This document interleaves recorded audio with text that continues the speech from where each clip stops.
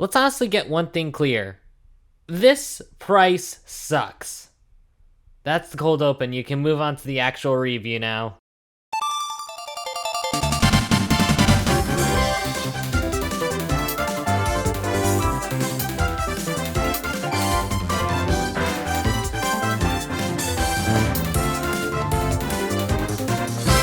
A few months ago, I took a look at the Switch 2 Direct, and in that video, I said I would wait for a price cut. I really hope there's a price cut soon, but yeah. I have no words. I was very critical about the decisions Nintendo made at the time. I get it was mainly because the console is bigger and better, but in my opinion, the price honestly wasn't justifiable whatsoever. So, I skipped out on getting the console at launch. Would you believe me if I said I actually went ahead and bought the console a month or so later?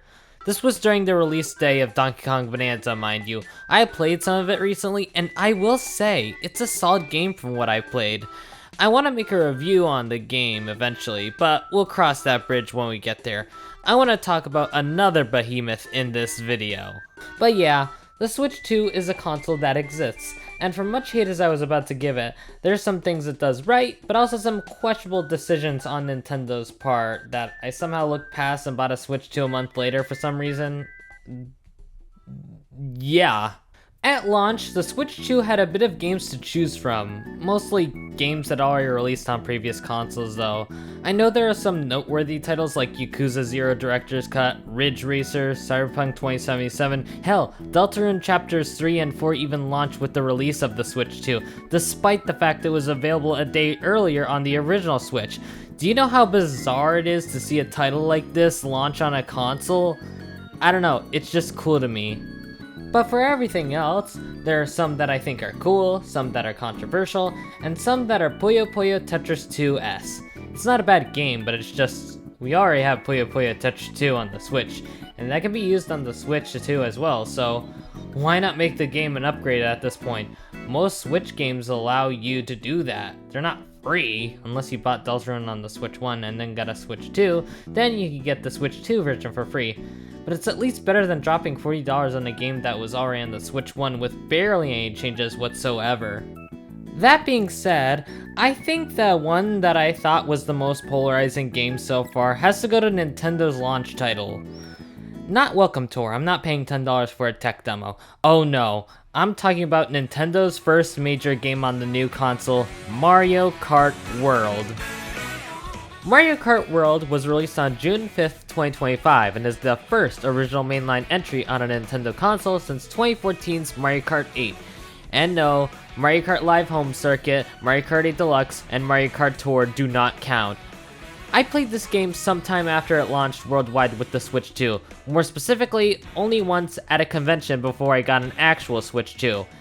And my first thoughts about it was that I liked the game, but there was a lot that I didn't like either, and honestly, it's what makes it one of the most polarizing games I've ever played. I liked it, but it's still polarizing. For a bit of background though, this game started development on the Switch 1, but with the announcement of the Booster Course Pass, development was shifted over to Nintendo's next major console, and that's pretty much it. I think moving development over from the Switch 1 to the Switch 2 was probably for the best considering the open world aspects that were present in the game, which I'll hopefully get to in due time. What I do want to talk about is the full game download included with the Switch 2. I don't like it that much. For a bit of context, I like to buy or rather own most of my games physically. I only really go digital if it's exclusive to digital storefronts or if I absolutely need to, which is hypocritical since I play games on PC, but that's besides the point. I think the idea of digital games is nice, but at the same time, I worry that I might lose everything in a matter of seconds due to one fuck up. Especially nowadays with the closure of the 3DS and Wii U eShop, which closed in 2023. Sure, it was 2 years ago, and you can still re-download games you've purchased onto your 3DS if you have a Nintendo account, but the thought is still a scary one. That being said, I'd still prefer that instead of getting a download for the game by accessing the internet, I could simply get a box that comes with my game, or at the very least, a cartridge I could put into my console as opposed to worrying about losing the game entirely. But that's just my wacky thought. Is the game not as polarizing as I make it out to be?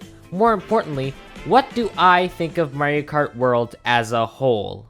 Booting up the game, we're given actual gameplay footage as opposed to the usual title screen. On the bright side, hearing Mario say the title is a delight. I feel like ever since Kevin started being the main voice of Mario, Luigi, and all the other crazy characters that he voices now, I feel like it's improved a lot. That's just my opinion, I know things can improve over time, but hey, I feel like it's just gotten better with the voice acting. This time around, we have a large character selection. We have the usual suspects like before, but this time we also get some new drivers like the Snowman, a Goomba. I've heard things about the cow being in this game. What gets me is that now Pokey is a playable character in this game. Close enough. Welcome back, Mario Racing Tournament. Only true gamers know about the wonders of that game. But no, these drivers are known as NPC drivers. They act the same as normal drivers, but don't get any cool costumes, which is a shame considering Drybones returns in this game and doesn't get any cool costumes either. I'll go more in depth with these drivers soon, but that's just a minor complaint I have with the NPC drivers. Unlike the previous entries of the game where you can customize your kart to your liking, you only have the choice of choosing the kart, and honestly, while it is more limited, I think just choosing the kart as opposed to choosing the kart, tires, and gliders simplifies the process a bit. And this might be unpopular, I'm not sure what other people think, but I kind of prefer that as opposed to choosing 2 additional parts. I don't really mind it, sure it eliminates the strategy that was in Mario Kart 7 and 8 Deluxe respectively, but I think it was probably for the best that they did this. I don't know, that's just my opinion. Hey, what's that over there? Oh yeah, in addition to taking out kart customization, they also sort of gutted some other things as well. The most notable one being that you can't go underwater anymore. Instead, when going on water, your kart will turn into a jet ski. Since your glider is also gone, your kart now comes with built-in wings, which I don't really mind whatsoever. Other than that, you can also drive on walls and grind on rails, and you can do multiple tricks in mid-air. It's honestly batshit insane the kind of stuff you can pull off here. Drifting without turning will cause your car to jump, landing on other drivers lets you bounce off of them. Good god, this game is insane with the stuff you can do. I might as well talk about this too. For accessibility options, Mario Kart World has you covered. Smart steering and auto accelerate return in this game, but now you can turn on the option to auto use items, which I'll be honest, I don't really care for. It sounds kinda useless. As a bit of heads up as well, smart steering will be turned on when you first start the game, so if you want to perform all sorts of shortcuts, be sure to turn that off in the settings as well. Just wanted to put that out there, I'm just not a fan of smart steering myself. Also new to this game is a reverse feature. So when you're in first and are in desperate need of a mushroom when a blue shell is right above you, just reverse. You'll be put back a couple places, but hey, there's a chance you might get someone. Oh yeah, you can also use this when you fall off the track as well, I guess.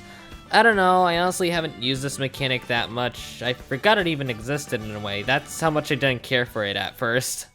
Did I also mention how beautiful this game is? Like, genuinely, while I can't say this game isn't just an upgrade from Mario Kart 8, what I can say is that this game feels like its own thing.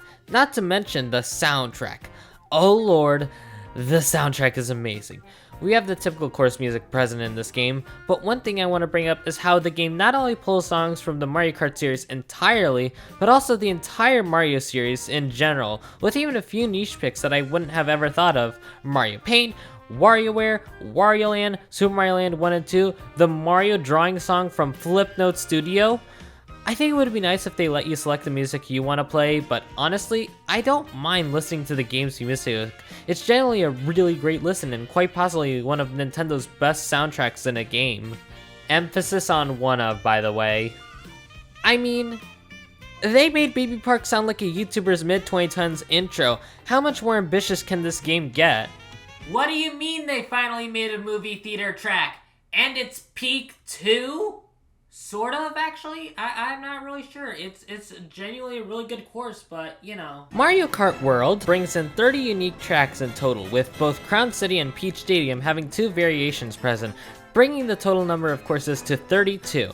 I think that despite this, there's some really great courses in this game that make up for this. Boo Cinema is one of my personal favorites for the theming alone. You can go through a haunted movie theater, eventually jumping through the screen and landing on some film. It's genuinely a really cool concept. And the music's banging too, but the only issue I really have is that I feel like the course goes by really quick. I don't know, I was playing on 150cc, so I can't really say much on the matter, but yeah, still a great course. Aside from that, there are some really creative themes here for the new courses. Thematically, Drybone's Burnout is also one of my favorite courses in the game. It's themed after Day of the Dead, and honestly, I think it's just a super cool course to drive around. Tell me, when's the last time you saw a course with lava surrounding the track? That isn't Bowser's Castle. Grumble Volcano? But yeah. If I could shout out any other courses they made for this game, there's Whistle Stop Summit, Faraway Oasis, Salty Salty Speedway, and Great Question Block Ruins, which is a weird name, but a good track nonetheless. All 4 of these tracks are really solid, and I love them so much. But not only do we have these courses along with the new ones, but 14 different tracks from previous Mario Kart games are brought back as well. It would have been a little nice to know when these courses originated, but I won't question it. Dude, the fact that they brought back Airship Fortress in this game, that's insane to think about. The fact that this is the first home console Mario Kart game that lets you play Airship Fortress outside of DSN 7. And it looks so damn good. There's so many good courses that were brought back here. Toad's Factory returns for the first time since Mario Kart Wii, and 64 Wario Stadium is also brought back, but it's improved so much since the last time we saw it. They took that one detour on Peach Beach and made it 10 times better. Sky High Sunday is also back, despite it being only an 8th Deluxe and Tour, but honestly, the beauty of it is that I honestly see that this track was made more for World as opposed to those games, given the amount of crazy shit you can perform in this game. Dia Jungle is also another course of note here, where instead of it being like a prehistoric environment with only one giant dinosaur, they added multiple of them, and I get the feeling the theming after it is inspired by Jurassic Park. I know it isn't, but it's still cool to think about. While I can't go over every single course in this game, I do want to talk about the Bowser's Castle and the Rainbow Road levels in this game. Big spoilers for this game's Rainbow Road if you want to check the game out for yourself, by the way. Instead of Bowser's Castle being in the Special Cup like most other games, it's instead in the Lightning Cup, and honestly, I wouldn't want it any other way. The course starts out by entering the castle. We go through a little laboratory section, eventually going through a stormy area complete with driving across the jaw of a giant Bowser figure, which looks so menacing, but damn it, I love it. There's a flying section after where you maneuver across giant meteors firing from all sides, and then the race ends. Honestly, I really enjoy this course a lot. It really sets Bowser out to be this evil and intimidating figure, and I respect the hell out of this course for doing so. Now, Rainbow Road on the other hand, what's special about the cups this time is that all of them but the Special Cup are unlocked from the beginning. You'll need to beat those cups in order to get access to the Special Cup, which starts out slow with Acorn Plains, Mario Circuit, and Peach Stadium beforehand, and then as you're gliding across the water past Beach Stadium, you'll launch yourself through a star and are sent to Rainbow Road. And if I can be honest here, this might just be one of the most beautiful Rainbow Roads in the series. It's not my favorite track in the game, sure, but holy hell, I'd probably call this my favorite Rainbow Road in the series. I can't say much else on this track without spoiling it, so if you want to check it out, please go into it blind. That being said, I still have a lot of issues with this game, such as the modes. In Mario Kart World, you have the usual suspects, Grand Prix, Time Trial, Versus, and Battle Mode, each of which have their own problems. Except Time Trial Mode, it's the same as it ever was. Starting off with the main mode, Grand Prix, it starts out alright, doing 3 laps on the first race as normal to me, but then it throws you into the intermission. Mario Kart World really puts an emphasis on the world aspect by making you travel to the next course and only doing 1 lap on the destination, which, when I first tried out the game, I was like, huh, that's odd. I could have sworn there would have been more. I don't know, I feel like having the option to either do the intermissions or normal 3-lap races present in the previous games would have been a better idea, but that's just what I think. Also, is it just me, or are the computer players more ruthless this time around? Like, I'll be on my merry way through the game, and then I just see the computer players utilizing mushrooms to cut across off-road areas. I don't know, that might just be a me thing, but it's just something I noticed after playing the game for a bit. Maybe it could be because the way I'm playing is making them more complex, but I don't know, the world is full of mysteries at this point. Versus mode is back. It's the same as it ever was all these years later, but now you can travel across one of 200 plus different routes that are in this game, including some that aren't even part of Grand Prix mode or another mode that I'll get to soon. Battle mode is also back, this time with only balloon battle and coin runners, which is a shame. I liked all the other battle modes in 8 Deluxe. I would have killed for a Shine Thief mode or even a round of Bob-on Blast. Just feels disappointing in a way. Also, you can't adjust the timer, and in balloon battle, once you're knocked out, you can't use any items and are merely a spectator. Close enough. Welcome back, Mario Kart 8 battle mode. I don't know, I guess I never really cared for battle mode all too much to even notice, honestly. Overall, I think the normal modes have their flaws to them this time around, but like, they're so apparent, and I'll be honest, I don't like most of them. That's why Nintendo introduced 2 new modes, Knockout Tour and Free Roam. New to Mario Kart World is a mode known as Knockout Tour. The premise of it is very simple. You have to race against 23 other racers toward each goal. After each goal is reached, those who are under the placement threshold will be eliminated. So for example, before lap 2, if you reach a goal in any place that's 20th or better, then you'll continue racing toward the next goal. Simple, right? The process repeats until 4 races are left, where they all race 1 lap around the final course. Overall, I think Knockout Tour is honestly a fun mode introduced and probably the best thing about Mario Kart World in my eyes. I think if they made this mode the designated mode to travel between different courses as opposed to doing it on just the Grand Prix mode, I feel like I'd like that mode a lot more, but whatever. As for this game's second new mode, Free Roam, this mode allows for you and possibly some friends to drive around the entire game's map. The surprising thing that I admire about this game is how all the tracks in this game are all intertwined with each other, so you're able to drive from one track in this game to another, which is admirable as all hell. In this mode, there are various different things you can interact with as you're traveling across the map. P-switches allow you to do various missions, which mainly consist of ring missions, with the small side of blue coin missions. Yeah, there's no variety to these P-switch missions whatsoever.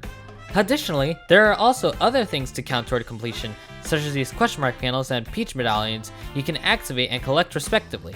And if that wasn't enough, you can also grind for characters in this mode. Outside of beating Grand Prix, unlocking characters can be done in 2 ways for 2 different groups. The first one is unlocking costumes for the main 24 characters. There's over 100 of them in total.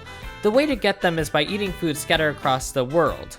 When you use the food, you not only get a small boost, but you have the chance of getting a new costume. Sounds simple enough, right? The thing about it is that most food is specific to a certain area, so while I can unlock Waluigi's vampire costume at Boo Cinema, I basically can't get it anywhere else. But other than that, I think most of the costumes look really cute, such as Toadette's soft serve costume, and especially Wario's costumes. Have you seen his costumes? This man can get insanely dripped out. Like, look at this. He's a bee. What's not to love? But other than that, there's also a group of drivers that are labeled as NPC drivers, which I mentioned before. What the team basically did was make some of the most creative decisions for racers and put them in as NPC drivers. Once again, it's honestly a shame that characters who have appeared in the series before, like Drybones, don't get their own costumes. Sure, their appearances were limited, but at the very least, it would have been nice to see them get costumes of their own, especially considering Drybones has his own race course now, and probably one of the best ones at that. Aside from that, new to this game is a new item, the Kamek item. I can't believe they turned Kamek into an item after their late appearance in Mario Kart 8 Deluxe. The thing that makes this item special is that when used, Kamek will turn most of the racers in front of you into one of 26 NPC racers. Keep in mind that this is one of the only ways you can unlock these characters. You can't just get the coin cover for free, and that's especially considering that you need to be in certain places to unlock these NPC drivers. That's another thing I don't really like in Mario Kart World, the unlockable NPC drivers. If I can compare this game to another game in the series, Mario Kart Wii has unlockables too, but keep in mind that at the very least, it wasn't luck-based. You can unlock characters by getting stars in the Grand Prix mode, beating fast AFCOs, clearing time trials. It didn't require luck. It required actual skill, and that's what I admire about Mario Kart Wii. In World, if you want to get every character, it's just a matter of dumb luck, and if you don't get the character you want unlocked, then tough luck. Womp womp. Better luck next time, because the item needed to unlock these drivers has a rare chance of spawning, and that's the harsh reality of Mario Kart World, and sometimes, I want out. Mario Kart World, a game that exists. What do I think about it honestly? This game is actually really good. Don't get me wrong, there are some things that I don't like about this game. For one, the way you unlock some of the NPC drivers is tedious as all hell, and even Grand Prix mode is disappointing with having the racers travel toward the next race and then making them do only one lap on that course. And overall, a game that I wouldn't say is worth the $80 price tag. If you can, try to get this game with the Switch too. Definitely get the bundle though. You're practically getting the game for $50 at this point along with the new console. Only if you want to though. I know how annoying Nintendo can get with their prices. They charge $100 for an alarm clock. I've seen what they're capable of. Despite this, I feel like the game is a love letter to not just Mario Kart in general, but the Mario series as a whole. While this isn't my favorite entry in the series, Mario Kart Wii is still goated, I still like it a lot. It has its shortcomings, but it still does right in certain areas for what it's worth. The music, the graphics, the course selection, it's all amazing, but at the same time, I'd probably say it's in my top 3 favorite Mario Kart games at the moment. And that was Mario Kart World, a game that at first I thought was polarizing but grew to appreciate more and more as time went on. It had a couple areas where I felt like the game could improve, but genuinely, it's still pretty good. Probably not worth buying separately for $80, but hey, it's still a pretty fun time all around. The Switch 2, on the other hand, that's a whole other can of worms that I already sort of pried the lid at, but I don't really want to dive in depth with. I mean, Nintendo makes weird decisions. What do you even expect at this point? Now that new Donkey Kong game, on the other hand...